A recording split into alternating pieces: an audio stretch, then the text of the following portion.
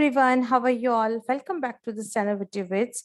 In this video, we are going to continue information communication technology, that is the part of educational psychology, and we have already done so many videos regarding the same topic. So let's continue with the next one.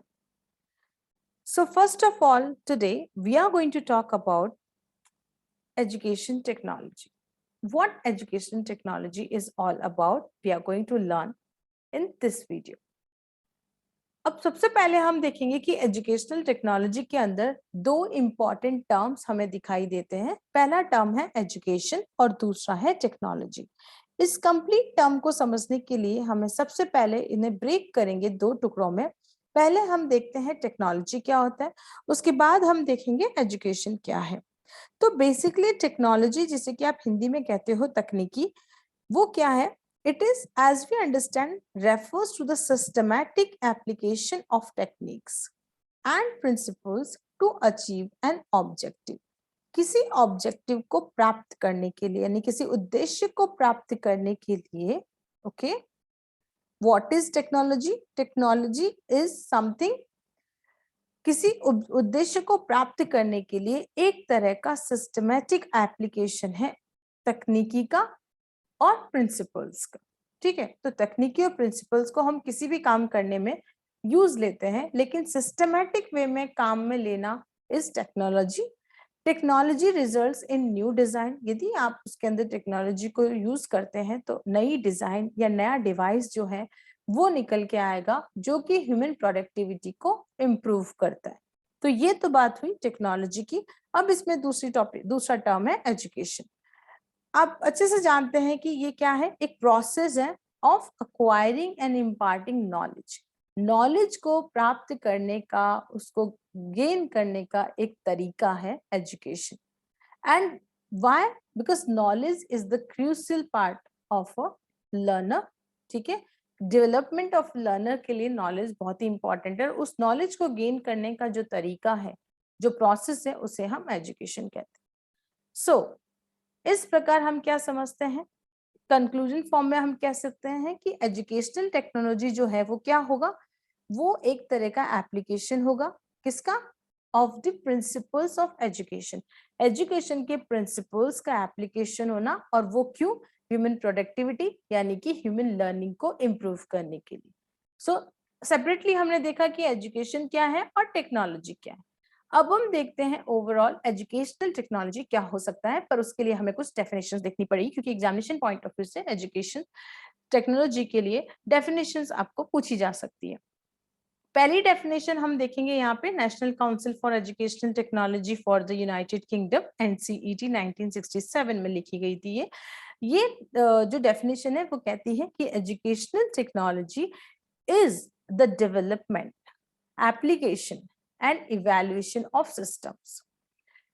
किस किस का evaluation और application है? Systems, techniques and acts. Okay, so basically what is it? It is about the development, application and evaluation. Evaluation means मूल्यांकन of systems, techniques and adds to improve human learning.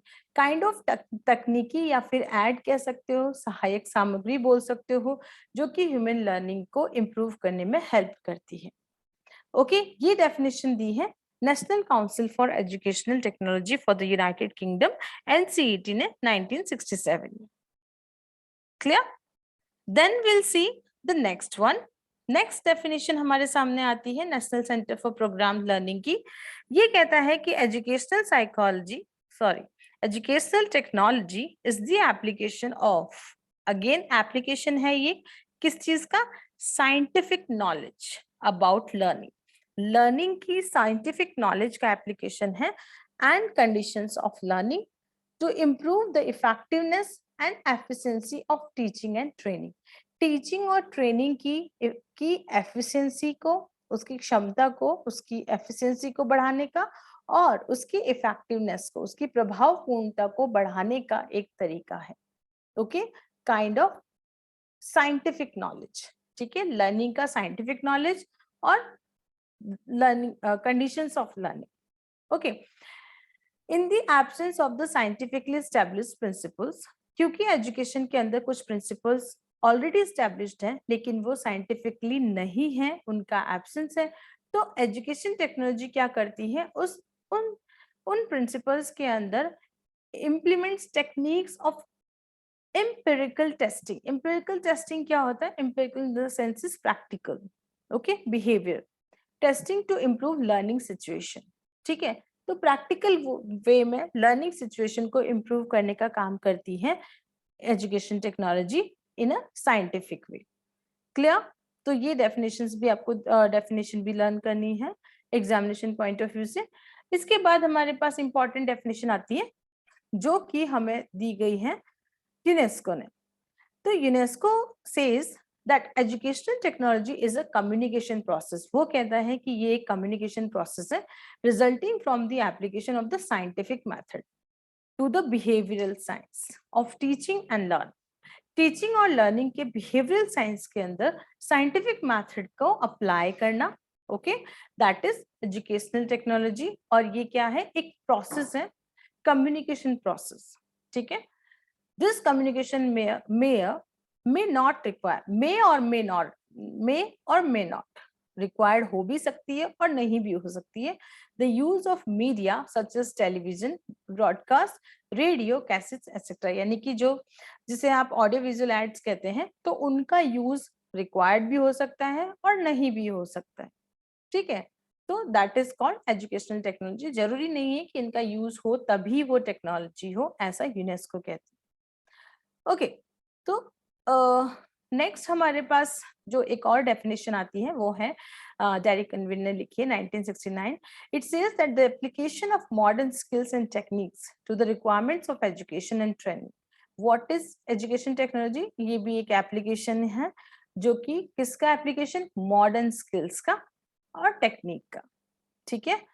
नए कौशल और तकनीकी का application है किस चीज के लिए, एजुकेशन की रिक्वायरमेंट्स के लिए, एजुकेशन और ट्रेनिंग की रिक्वायरमेंट्स के लिए। जब आप नए तरीकों को अपनाते हो तो उससे आप एजुकेशनल टेक्नोलॉजी कहोगे।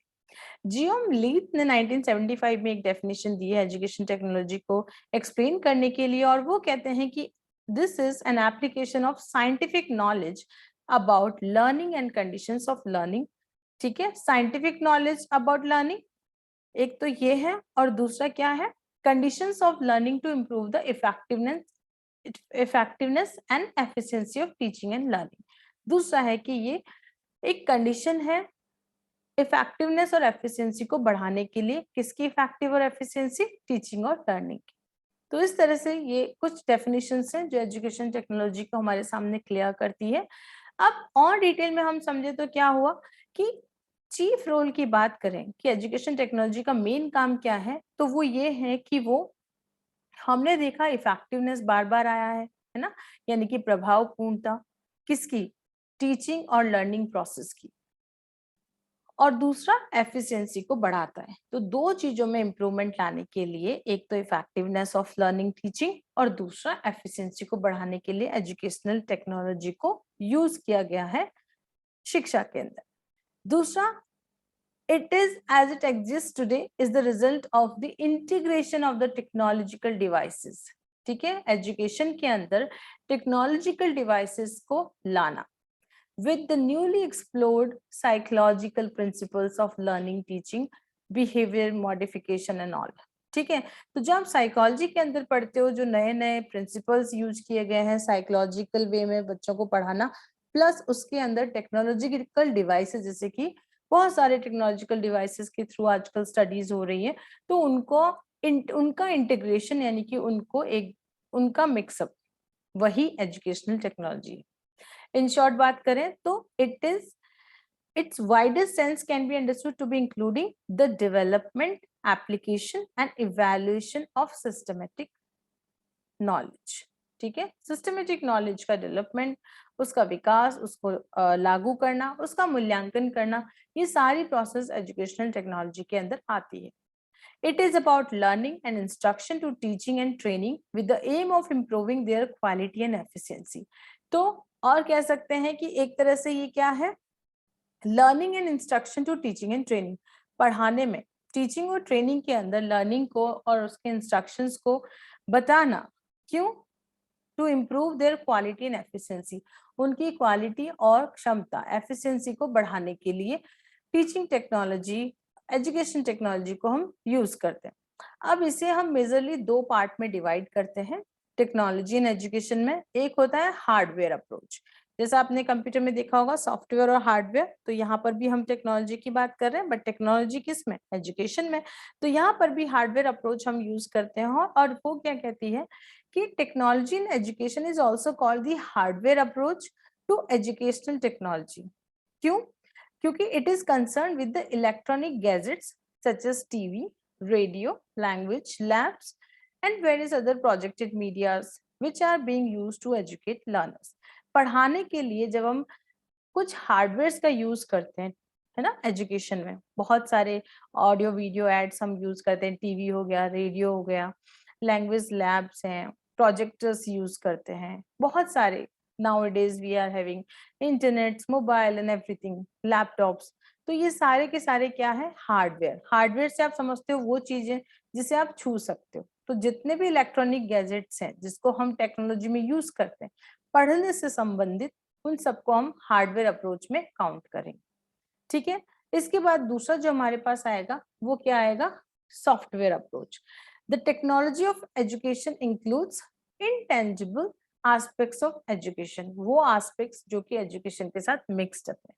फॉर एग्जाम्पल, टीचर्स और trainers use a number of methods, बहुत सारे तरीके और टेक्निक्स का यूज करते हैं जब वो कोई भी इंस्ट्रक्शनल प्रोग्राम या लेसन प्लानिंग करते हैं। तो ठीक है, पढ़ाने से पहले टीचर जब लेसन प्लान करता है तो बहुत सारे मेथड का, टीचिंग मेथड्स का, टेक्निक्स का यूज करते हैं, जैसा कि आपने पढ़ा होगा पहले से।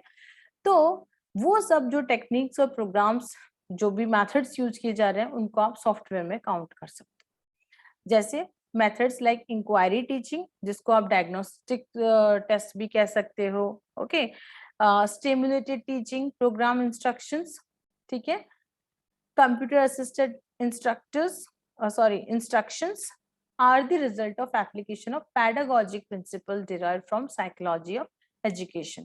ठीक है, तो शिक्षा के अंदर जो हम teaching methods, teaching principles, pedagogy को यूज करते हैं, वो सारे के सारे जितने भी अप्रोचेस हम लगाते हैं उन सबको हम सॉफ्टवेयर अप्रोच कहेंगे। और हार्डवेयर वो डिवाइसेस जो टीचिंग एजुकेशन में काम आ रहा है। Clear? So this way we have seen like there are two parts of technology of education, एक है सॉफ्टवेयर और दूसरा है हार्डवेयर। ओके, तो आगे की वीडियो के अंदर हम इसी चैप्टर को कंटिन्यू करेंगे। कुछ और इम्पोर्टेंट टर्मिनोलॉजीज और डेफिनेशंस है जिन्हें हमें ठीक से पढ़ना होगा, और शायद नेक्स्ट 2-3 वीडियोस में हम इस टॉपिक को कंप्लीट कर लेंगे। So thank you so much for watching this video. I hope this is it is all clear to you. And in case if you feel any problem anywhere, you can ask in the comment box. I'll be happy to help you out. Thank you.